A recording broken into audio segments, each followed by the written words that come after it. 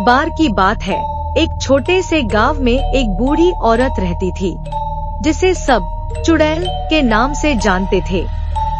गांव के लोग मानते थे कि उसने काले जादू में महारत हासिल कर ली थी और अपनी आत्मा शैतान को बेच दी थी।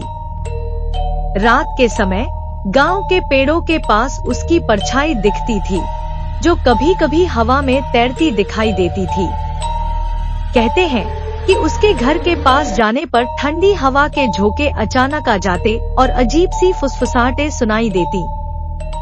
एक रात 4 साहसी युवा लड़कों ने हिम्मत करके उस चुड़ैल के घर की सच्चाई जानने का फैसला किया। वे आधी रात को अपने हाथों में मशालें लेकर उसके घर के पास पहुँचे। जैसे ही वे दरवाजा छूने लगे, अचानक दरवाजा खुद ब खुद चरचराहट के साथ खुल गया। अंदर घना अंधेरा था और हवा में सड़ांध की भयानक गंध तैर रही थी। तभी अंदर से एक गहरी और डरावनी हंसी की गूंजने लगी, जो उनके रोंगटे खड़े कर गई। लड़कों ने डरते हुए दरवाजे के अंदर झांका।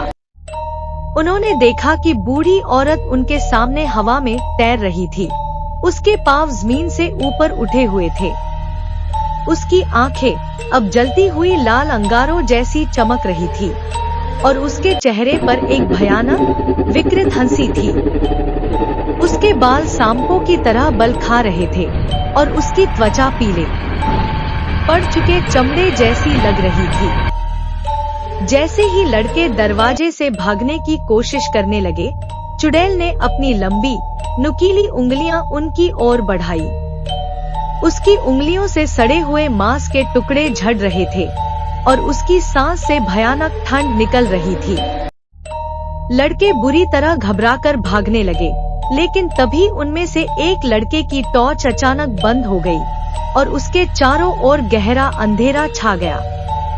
उस अंधेरे में लड़के ने महसूस किया कि उसकी गर्दन के पीछे कुछ ठंडा और चिपचिपा स्पर्श कर रहा है। जब उसने पलटकर देखा तो चुड़ैल की बुरी तरह विकृत नंगी आत्मा ने उसे जकड़ लिया। वह लड़का डर के मारे चिल्लाया, लेकिन उसकी आवाज किसी ने नहीं सुनी। अगले दिन जब गांव के लोग उसे ढूंढने निकले तो उन्हें उसकी टॉर्च तो मिली, लेकिन वह लड़का गायब था।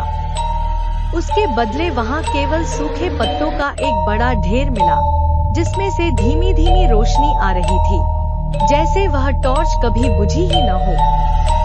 कहते हैं उस रात के बाद से जो भी उस चुड़ैल के घर के पास गया, वह अजीब आवाजें और फुसफुसाहटें सुनने लगा और कई लोग वहां से कभी लौटे ही नहीं।